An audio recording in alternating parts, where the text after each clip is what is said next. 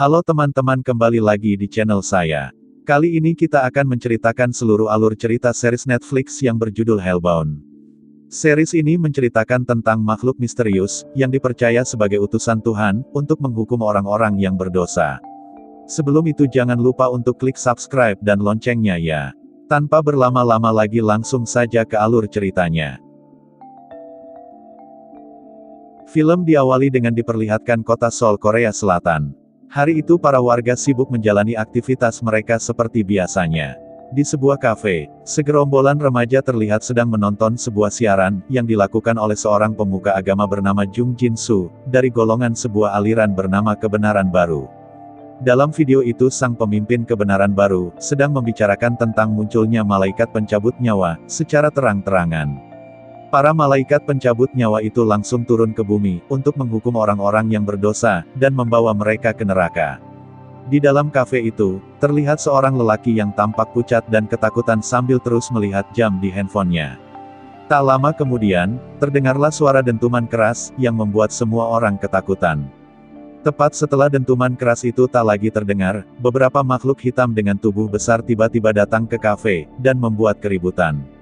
Makhluk itu adalah malaikat pencabut nyawa, yang disebutkan oleh Jung Jin-soo sebelumnya. Malaikat pencabut nyawa itu hanya mengincar satu orang, yaitu lelaki yang tampak ketakutan sebelumnya. Seolah-olah ia sudah tahu, kalau sebentar lagi ia akan dibawa ke neraka. Bahkan para malaikat itu juga menghancurkan apapun, yang menghalangi mereka. Sampai akhirnya lelaki itu pun tertangkap.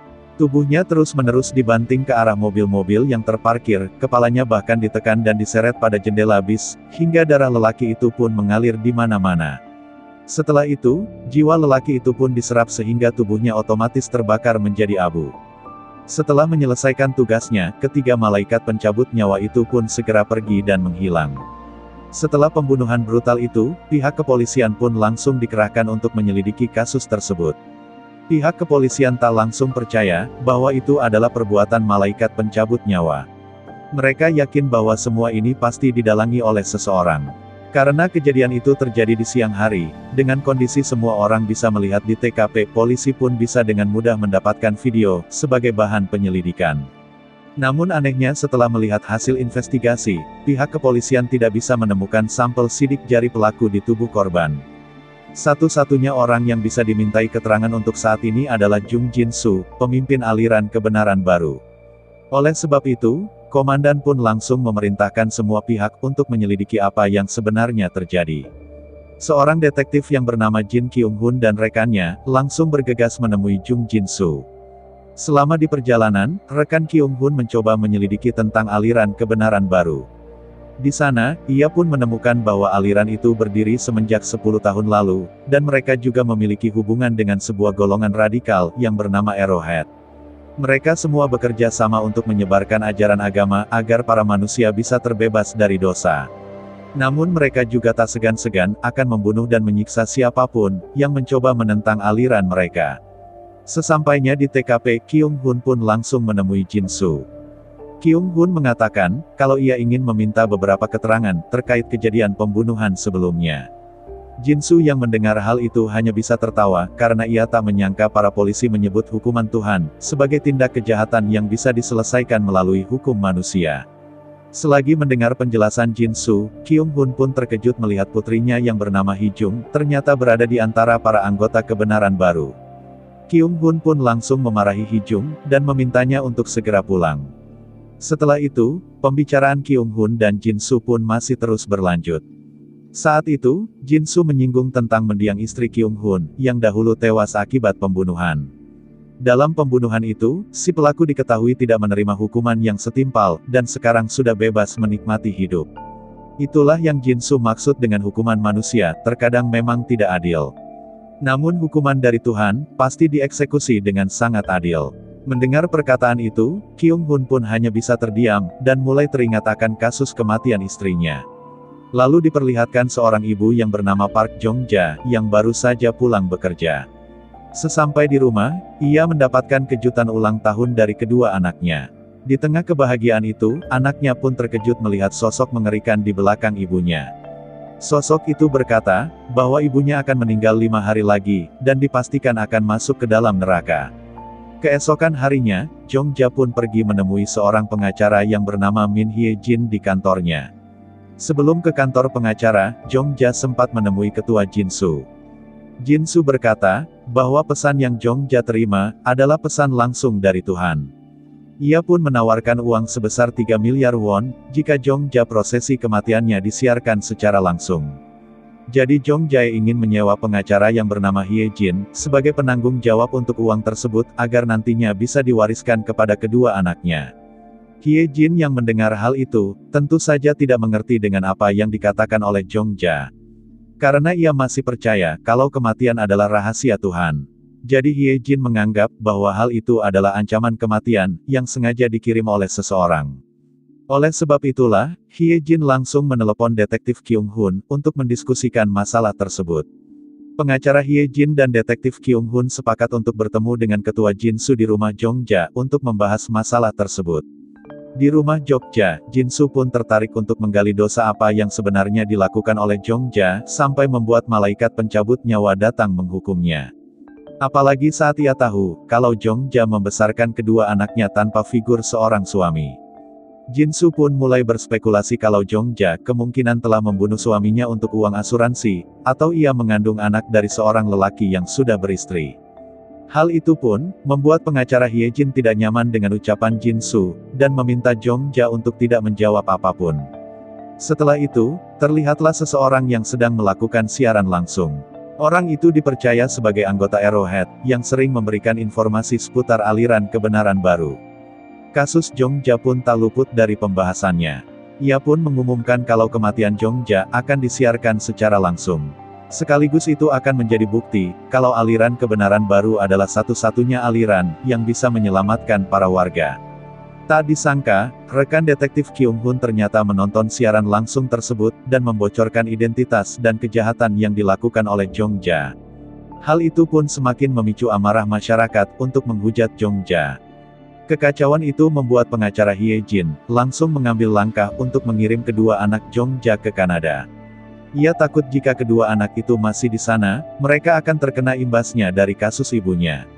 Alhasil malam itu juga kedua anak Jongja langsung diberangkatkan ke Kanada, dan terpaksa berpisah dengan ibunya. Di sisi lain terlihatlah ketua Jinsu, yang sedang bersama dengan Hee-jung. Saat itu, ketua Jinsu sedang mendoktrin Hee-jung untuk tetap percaya pada hukuman Tuhan. Ia pun mengajak Hee-jung untuk pergi menemui pelaku pembunuh ibunya, dan melakukan balas dendam.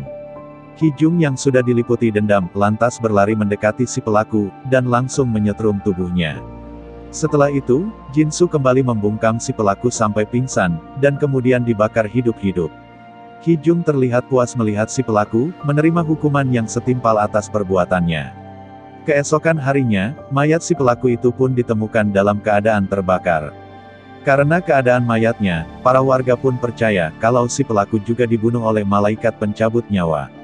Hal itu pun membuat para warga semakin fanatik dengan aliran kebenaran baru, dan mulai mendewakan ketua Jinsu. Bahkan kini para warga mulai berkumpul di depan rumah Jongja, dan mendesaknya untuk segera bertobat. Di waktu yang sama, para anggota Arrowhead juga mulai bergerak menyerang kantor kepolisian, yang dinilai tidak percaya dengan adanya hukuman Tuhan. Kekacauan itu pun terus berlanjut sampai tibanya hari eksekusi. Semua masyarakat Korea Selatan mulai berkumpul, menyaksikan eksekusi Jongja, baik secara langsung atau melalui media massa. Bahkan eksekusi itu, juga menghadirkan beberapa tamu VIP, yang diduga adalah donatur uang 3 miliar won, yang diterima oleh Jongja. Di hari itu juga, pengacara Hye-jin menerima sebuah dokumen, dari seorang pastor bernama Kim Jong-chil. Namun ia belum sempat membuka dokumen itu, karena sedang sibuk menemani Jongja. Sementara itu, pasukan militer dan pihak kepolisian juga bersiap di sana, untuk melindungi Jongja dari apapun, yang akan menyerangnya nanti. Tepat pukul 3 sore, suara gemuruh pun kembali terdengar. Sesuai dengan hitungan mundur, beberapa malaikat pencabut nyawa pun datang ke rumah Jongja. Semua orang yang berada di sana hanya bisa menyaksikan, saat tubuh Jongja dilempar dan ditusuk berkali-kali. Hanya detektif Kyung-hun yang berani masuk, dan mencoba menembak makhluk itu. Namun pada akhirnya, ia pun terlempar hingga pingsan. Hanya teriakan kesakitan yang terdengar di tempat itu, sampai tubuh Jongja dibakar menjadi abu. Melihat hal itu, semua warga pun takut dan mulai bersujud, sambil mengingat dosa yang sudah mereka lakukan. Namun di sana hanya pengacara Hye Jin dan rekannya, yang masih tidak percaya dengan hal tersebut. Mereka bahkan tidak menyangka, bahwa semua warga di sana hanya melihat kematian Jongja tanpa berbuat apa-apa. Setelah kejadian itu, semua warga Korea Selatan pun mulai mengurung diri di dalam rumah, tanpa melakukan aktivitas apapun. Mereka memilih menghabiskan waktu untuk beribadah, di dalam rumah mereka masing-masing. Di kantor polisi, Kyung Hun mendapatkan bukti CCTV, tentang kematian pelaku yang membunuh istrinya. Rekaman CCTV itu menangkap seseorang, yang sedang menyeret tubuh si pelaku. Tak disangka Kyung Hun mengenali jaket yang digunakan oleh orang tersebut, yang tak lain dan tak bukan adalah jaket putrinya. Bersamaan dengan itu, Ketua Jinsu sedang melakukan interview yang ditampilkan secara nasional. Dalam interview itu, Kyung Hun melihat jaket Hijung, tergantung rapi di lemari Ketua Jinsu. Hal itu pun tentu membuat Kyung Hun marah besar, karena ia tahu kalau putrinya sekarang sudah terhasut oleh Jinsu. Kyung Hun langsung bergegas pergi ke rumah Ketua Jinsu. Di waktu yang sama, anggota Arrowhead lagi-lagi melakukan siaran langsung, untuk mengumumkannya beberapa orang, yang dianggap tidak percaya dengan aliran kebenaran baru. Di antaranya adalah detektif Kyung Hun, pengacara Hye Jin dan juga rekannya. Ia pun menghimbau kepada para warga untuk segera menyingkirkan mereka semua. Pengacara Hye Jin yang menonton siaran itu pun langsung mengajak ibunya untuk pergi dari rumah. Sebelum pergi, ia pun melihat dokumen, yang sebelumnya dikirim oleh Pastor Kim Jong-chil. Dokumen itu berisi tentang Ketua Jinsu, saat awal pembentukan aliran baru. Pengacara Hye Jin dan ibunya pun mampir ke kantornya, untuk menyerahkan dokumen tersebut. Namun kantornya ternyata telah diserang, oleh kelompok Arrowhead. Bahkan rekan kerjanya juga dipukul sampai babak belur. Rekan kerjanya pun, langsung meminta Hye Jin untuk segera kabur dari tempat tersebut. Hye Jin yang mendengar hal itu pun, segera berlari ke parkiran, karena ia meninggalkan ibunya di dalam mobil. Tak disangka, para anggota Arrowhead ternyata sudah datang, dan tidak segan-segan langsung memukuli ibu Hye Jin. Hye Jin yang melihat hal itu pun, segera berlari melindungi ibunya. Namun ia juga akhirnya dipukuli. Setelah para anggota Arrowhead pergi, Hye Jin pun langsung menelpon ambulan, untuk membawa ibunya ke rumah sakit. Tak disangka, akibat citra buruk yang disebarkan oleh kelompok Arrowhead, di rumah sakit itu ibunya tidak diberikan perawatan sama sekali, dan dibiarkan meninggal dunia begitu saja. Dengan perasaan sedih dan hancur, Hye Jin pun pergi ke tempat Pastor Kim Jong-chil, berharap menemukan sesuatu untuk mendapatkan keadilan. Di waktu yang sama, detektif Kyung Hun pergi menemui Ketua Jinsu di sebuah panti asuhan terbengkalai. Di sana, Jinsu menyampaikan tentang awal mula terbentuknya aliran kebenaran baru. 20 tahun yang lalu, Jinsu mendapatkan pesan yang sama dengan Jongja, yang berisi bahwa ia akan meninggal dan masuk neraka 20 tahun yang akan datang tepatnya di hari itu. Karena hidupnya sudah tinggal hitungan menit, Jinsu pun memutuskan untuk memberitahukan semuanya kepada detektif Kyung Hun. Sampai saat itu Jinsu masih tidak mengetahui alasan dirinya dicap sebagai penghuni neraka. Karena ia merasa selama hidupnya, ia tidak pernah melakukan kejahatan besar. Hingga saat pesan kematian itu datang, selama 20 tahun, Jinsu menjalani hidup dalam ketakutan berbuat dosa. Oleh sebab itulah, ia pun mulai membentuk aliran kebenaran baru, untuk membuat masyarakat merasakan ketakutan seperti yang ia rasakan. Kini keputusan ada di tangan Kyung Hun. Apakah ia akan membiarkan masyarakat hidup dalam ketakutan yang berlebihan, atau ia akan mengubah semuanya? Beralih kepada Pastor Kim Jong-chil, bersama dengan pengacara Hye Jin. Saat itu Hye Jin berpikir, bahwa Pastor Jong-chil akan membantunya untuk melawan Jinsu. Namun yang terjadi adalah, Jinsu ternyata telah menyerahkan posisi sebagai ketua kebenaran baru kepada Pastor Kim Jong-chil, dengan syarat ia harus membunuh pengacara Hye Jin. Alhasil, Hye Jin pun dikepung oleh kelompok Arrowhead dan dipukuli hingga tewas. Lalu para malaikat maut, yang mulai datang untuk membunuhnya dengan sadis. Beberapa tahun setelah fenomena datangnya malaikat pencabut nyawa tersebar luas. Hal ini juga berimbas pada eksistensi aliran kebenaran baru, yang kini sudah menjadi salah satu aliran agama, dengan pengikut lebih dari 70% penduduk. Kim Jong-chil selaku pemimpin yang baru, berhasil mendoktrin masyarakat untuk mengikuti aliran kebenaran baru, dan tunduk pada ajaran-ajaran yang ia bawa.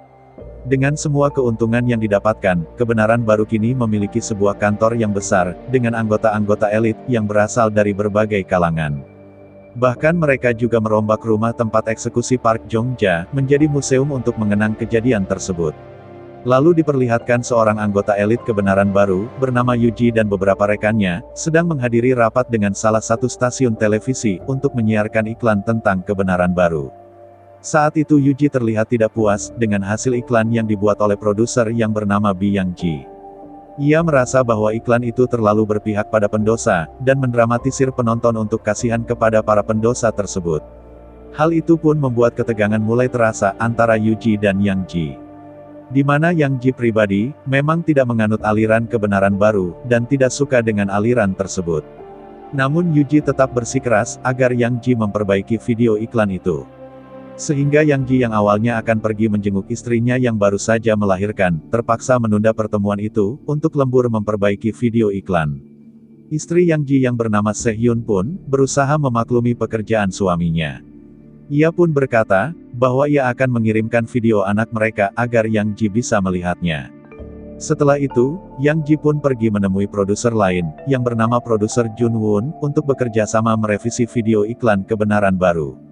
Namun, Yang-ji malah menemukan kartu identitas misterius di atas meja Jun-woon, dan melihat tingkah laku Jin-woon sangatlah aneh.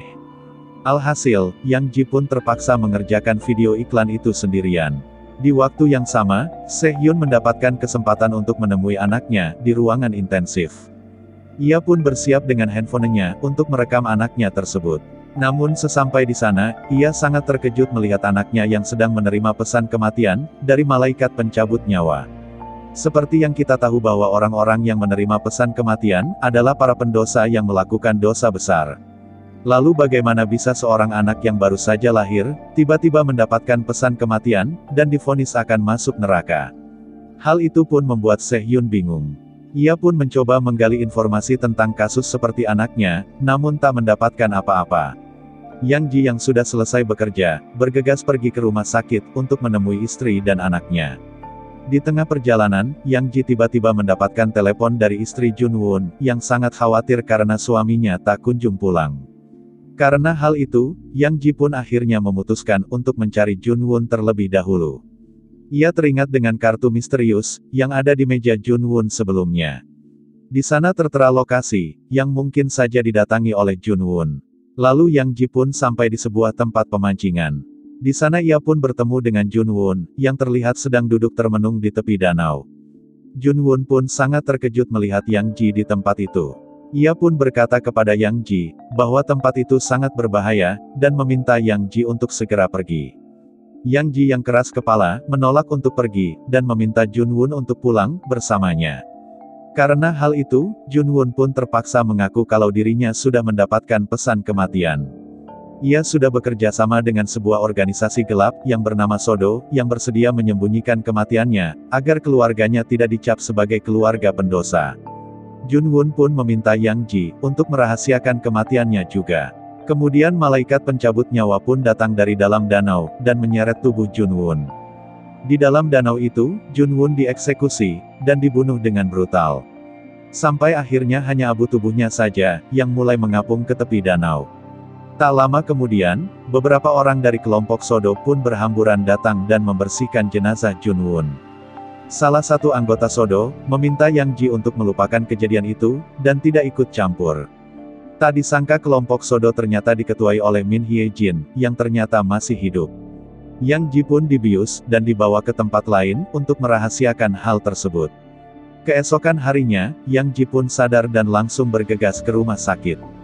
Di rumah sakit, Yang-ji melihat istrinya tampak sangat pucat.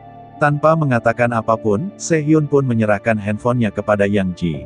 Yang-ji yang melihat video di dalam handphone itu tampak kebingungan, sama seperti reaksi Se-hyun, saat pertama kali mengetahui kenyataan pahit tersebut. Alhasil Yang-ji pun mencoba mencari cara, untuk bisa menyelamatkan anaknya, dan mencoba berpikir kalau saat ini Tuhan sedang membuat kesalahan. Ia pun teringat pada kelompok Sodo, yang mungkin bisa membantunya. Di sisi lain anggota aliran kebenaran baru, terlihat sedang mendatangi rumah warga, yang baru saja mendapatkan pesan kematian. Kini siapapun warga yang menerima pesan kematian, akan langsung diwawancarai oleh pihak kebenaran baru, dan dieksekusi di tempat yang sudah disiapkan. Sehingga proses eksekusi itu, dapat disiarkan secara nasional dan ditonton oleh banyak orang. Dengan cara itulah, aliran kebenaran baru terus mendapatkan keuntungan besar. Dalam proses eksekusi itu, Kim Jong-chil selaku pemimpin, akan menjabarkan dosa-dosa dari orang yang akan dieksekusi, sehingga semua orang bisa mengetahui dosa-dosanya, dan keluarga penerima pesan akan dicap sebagai keluarga pendosa.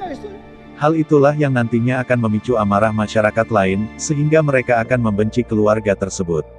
Karena hal itu, muncullah kelompok Sodo, yang bersedia menyembunyikan kematian seseorang, agar pihak kebenaran baru tidak mendapatkan konten eksekusi, dan keluarga si korban tidak mendapatkan sanksi sosial. Setelah siaran berakhir, Jong-chil dan para anggotanya pun mengadakan rapat. Mereka mulai mengetahui tentang kelompok Sodo, yang dinilai sangat bertentangan dengan kebenaran baru. Alhasil Jong-chil pun meminta semua anak buahnya, untuk mulai mencari tahu tentang kelompok Sodo. Bahkan mereka juga mengerahkan semua anggota Arrowhead, untuk ikut turun tangan. Di waktu yang sama, Yang Ji menemui profesor yang bernama Gong, yang merupakan salah satu anggota kelompok Sodo. Yang Ji mengutarakan apa yang terjadi kepada anaknya. Setelah mendengar kasus yang dialami oleh anak Yang Ji, Profesor Gong pun mengajak Yang Ji, untuk menemui Hye Jin. Saat Hye Jin mendengar kabar dari Yang Ji, ia pun menawarkan agar demonstrasi kematian anaknya, bisa disiarkan secara langsung.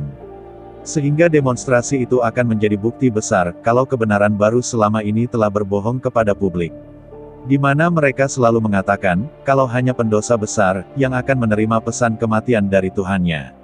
Namun Yang Ji tidak setuju dengan tawaran tersebut. Karena Yang Ji hanya ingin menyelamatkan anaknya, bukan menjadi pahlawan untuk orang lain. Tentu saja menyaksikan demonstrasi kematian anaknya, akan menjadi kenangan pahit untuk Yang Ji dan juga istrinya. Min Hye Jin pun mencoba memahami perasaan Yang Ji. Ia pun memberikan waktu sampai hari eksekusi, agar Yang Ji bisa memikirkan hal tersebut. Setelah pertemuan itu, Profesor Gong pun mencoba menenangkan hati Yang Ji. Ia pun berkata kalau anak semata wayangnya, juga meninggal karena pesan kematian.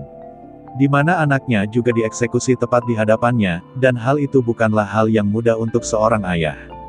Setelah mengatakan hal itu, Profesor Gong dan Yang Ji pun pulang ke rumah mereka masing-masing. Di tengah perjalanan pulang, Profesor Gong pun dihadang oleh kelompok Arrowhead, dan diserang dengan brutal. Tak hanya Profesor Gong, Arrowhead juga menangkap satu orang kelompok Sodo lainnya. Arrowhead pun tak segan-segan, langsung menyiksa Profesor Gong dan rekannya, dan kemudian dibakar hidup-hidup. Hye Jin yang merasa tidak aman, lantas berusaha melarikan diri dari markasnya. Dengan begitu banyak anggota Arrowhead, Hye Jin mencoba kabur sekuat tenaga dengan keahlian bela diri yang sekarang ia miliki. Tak disangka hal itu pun berhasil membuat Hye Jin selamat dari kelompok Arrowhead. Keesokan harinya, kabar kematian Profesor Gong dan rekannya, mulai tersebar di seluruh kota. Mayat mereka berdua digantung di pintu masuk universitas, dan dicap sebagai penentang Tuhan. Pihak Arrowhead juga mengirimkan video rekaman, yang berisi himbauan agar para warga berhati-hati dengan kelompok Sodo, jika mereka tak ingin bernasib sama dengan Profesor Gong dan rekannya. Di waktu yang sama, Sehhyun malah datang ke kantor kebenaran baru, untuk menanyakan kasus anaknya. Yang Ji pun berusaha menghubungi Sehhyun, namun Sehhyun tidak menjawab. Yang Ji yang khawatir, lantas langsung menghubungi Min Hye Jin, untuk membantunya agar bisa menyelamatkan istri dan anaknya. Sesampainya di dalam kantor kebenaran baru, Sehhyun pun menyerahkan flash disk, yang berisi rekaman pesan kematian anaknya. Yuji yang mendengar hal itu pun, langsung mengadakan rapat dadakan dengan para petinggi kebenaran baru. Hal ini akan menjadi masalah besar, untuk aliran kebenaran baru. Oleh sebab itulah, Jong-chil pun memerintahkan agar Sehhyun dan anaknya dipisahkan terlebih dahulu, agar mereka bisa menyembunyikan kasus kematian anaknya. Di saat itulah Yang Ji dan Min Hye Jin sampai di kantor kebenaran baru. Mereka pun langsung membantu Sehhyun, untuk mendapatkan bayinya kembali. Setelah mendapatkan bayinya kembali, mereka pun segera kabur dari kantor tersebut. Karena kejadian itu, Sehhyun pun mulai percaya kepada Min Hye Jin, dan menyetujui rencananya. Untuk saat ini, mereka akan disembunyikan di sebuah tempat kumuh, milik seorang mantan anggota Arrowhead yang sudah bertobat. Orang itu adalah YouTuber, yang dahulu sering melakukan siaran langsung, untuk membela kebenaran baru dan juga Arrowhead. Namun ia berkata kalau sekarang ia telah bertaubat setelah mendapatkan pesan kematian. Setelah itu, YouTuber itu pun memberikan akses untuk Min Hye Jin agar ia bisa menyiarkan video rekaman pesan kematian anak Yang Ji. Keesokan harinya, YouTuber itu pergi ke pasar untuk membeli makanan. Namun tak disangka, di sana ia malah menelepon ketua Kim Jong Chil dan memberitahukan semuanya. Ia mengaku kalau ia juga akan dibunuh hari ini, tepat 5 menit setelah eksekusi anak Yang Ji. Sehingga ia pun berpikir kalau Tuhan ingin menutupi kesalahannya dengan mengeksekusi dirinya. Sehingga ia merasa bahwa ia adalah pahlawan yang sudah membantu Tuhan. Alhasil, Kim Jong Chil pun langsung mengerahkan semua orang untuk melacak keberadaan mereka saat ini. Saat malam hari, YouTuber itu telah kembali berpihak kepada kebenaran baru. Ia tak segan-segan langsung membunuh beberapa anggota SODO yang datang untuk merekam siaran langsung. Ia juga menyerang Yang Ji, Min Hye Jin, dan juga Sehhyun. Sehhyun yang panik lantas langsung berlari keluar untuk menyelamatkan anaknya. Sementara Min Hye Jin masih berada di dalam untuk mengalahkan YouTuber itu dengan sekuat tenaga. Di hadapan semua orang, Sehhyun menangis dan mengatakan apa yang sudah terjadi kepada anaknya. Ia pun meminta semua orang untuk tetap di sana, dan menyaksikan bukti kebohongan yang telah dilakukan oleh kebenaran baru. Para anggota kebenaran baru yang melihat siaran itu, lantas langsung bergerak ke tempat tersebut. Tak lama kemudian malaikat pencabut nyawa pun akhirnya datang. Sehhyun nyatanya tidak rela jika anaknya harus dibunuh oleh 3 malaikat pencabut nyawa. Ia pun berusaha menyelamatkan bayinya dengan sekuat tenaga. Ia juga dibantu oleh Min Hye Jin dan juga Yang Ji. Namun mereka tetap saja gagal, karena malaikat itu sangatlah kuat. Dengan harapan terakhir yang masih tersisa, Yang Ji pun bergerak mendekati Sehhyun dan langsung memeluknya untuk melindungi bayi mereka. Malaikat pencabut nyawa itu pun, langsung melakukan tugasnya dan segera pergi. Dengan keadaan tubuh Yang Ji dan Sehhyun yang sudah menjadi abu, Min Hye Jin pun merasa bersalah karena tak bisa melindungi mereka. Tak lama kemudian, terdengarlah suara tangisan bayi dari arah mereka. Ternyata dengan pengorbanan kedua orang tuanya, bayi Yang Ji berhasil selamat dari eksekusi tersebut. YouTuber yang melihat dari kejauhan, lantas berlari ke arah si bayi. Ia merasa bahwa ia harus menyelesaikan perintah Tuhan, dengan cara membunuh bayi tersebut. Min Hye Jin yang melihat hal itu pun, berusaha menyelamatkan si bayi. Sampai akhirnya, malaikat pencabut nyawa kembali datang untuk mengeksekusi si YouTuber tersebut, sesuai dengan pesan kematiannya. Setelah itu Min Hye Jin pun berjalan mendekati si bayi, dan menggendongnya dengan erat. Para warga yang menyaksikan kejadian itu secara langsung, merasa terharu melihat keajaiban yang terjadi pada si bayi.